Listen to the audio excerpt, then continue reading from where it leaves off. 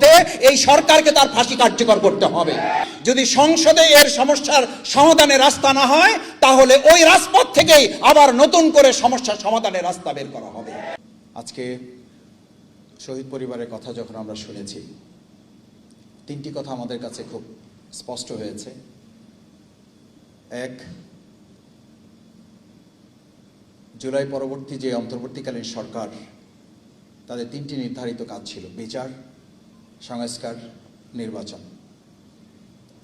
তখন একটি দলকে আমরা প্রায় বলতে শুনতাম, একটি নির্বাচিত সরকারই কেবল বিচার এবং সংস্কার করতে পারে।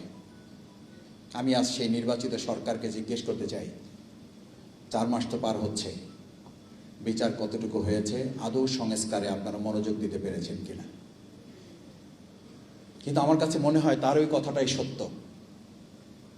জনাব স্বরাষ্ট্রমন্ত্রী, যাকে সর্বমন্ত্রী বলে জনগণ বলে, তিনিই বলেছেন, আসলে আমরা তো এই বিচার সংস্কারে আসলে আমরা মনোযোগ দিতে চাই না, আমরা কোনোভাবে একটা নির্বাচনের জন্য এই সব কিছু মেনে নিয়েছিলাম।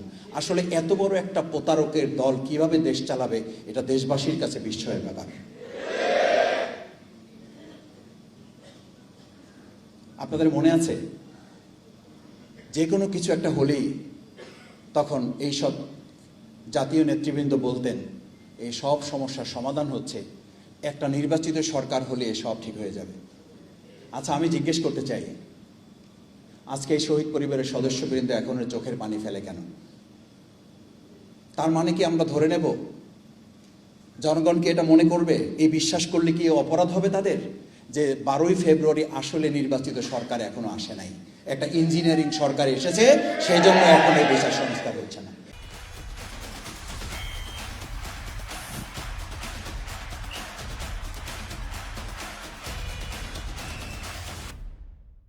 তাহলে আপনাদের কথাই তো আপনারা আসামি। আপনারাই তো বলেছিলেন একটা নির্বাচিত সরকার এই সব সমস্যার সমাধান। আপনারা শেখ হাসিনাকে নিয়ে আসার কথা, সেখানে শেখ হাসিনা নিজে আসতে চায়, আমরা নিয়ে আসতে পারতেছি না। সে ডেডলাইন দিয়ে দিয়েছে এই বছরের মধ্যে তিনি আসবেন, আর আমরা বলছি এই বছরের মধ্যে এই সরকারকে তার ফাঁসি কার্যকর করতে হবে।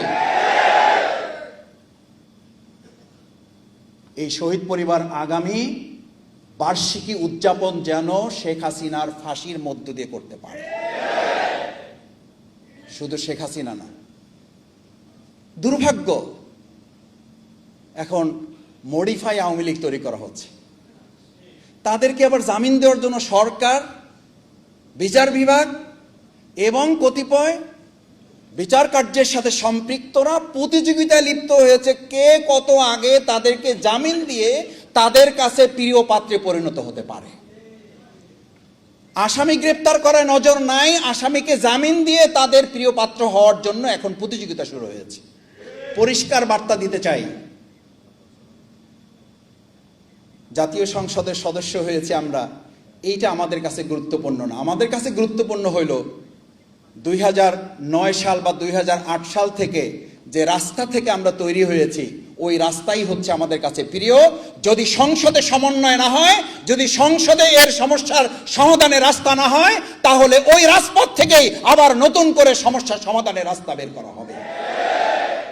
আমিরে জামাত বিরোধী দলের নেতা ডক্টর শফিকুর রহমান খুব পরিষ্কার করে বলেছেন, যদি সংসদে এই জায়গায় সকল সমস্যার কেন্দ্রবিন্দু, সমাধানের কেন্দ্রবিন্দু এটা হয় আলহামদুলিল্লাহ, না হলে যেখানে মাননীয় স্পিকার বলে আমাদেরকে সময় নিতে হয়, আর মাননীয় স্পিকারও যখন বলে আপনার সময় শেষ, মাননীয় সংসদ সদস্য আপনি বসে যান, এই সংসদের বাইরেও কিন্তু একটা জায়গা বাংলাদেশে আছে যেখানে মাননীয় স্পিকারও বলা লাগে না, আর মাননীয় স্পিকারও বলে না মাননীয় সংসদ সদস্য আপনি বসেন, আপনার এখন এই কথা হায় এবং নায়ে শেষ করে দেওয়া হবে। আমরা জনগণের কাছে হায় এবং না নিয়ে যাব, জনগণের হায়ের ভোটে এই গণভোট বাস্তবায়ন হবে, বিচার হবে, সংস্কার হবে, মানবিক বাংলাদেশ বিনির্মাণ করে শহীদের রক্তের এবং তাকে চোখের পানির বদলা গ্রহণ করা হবে।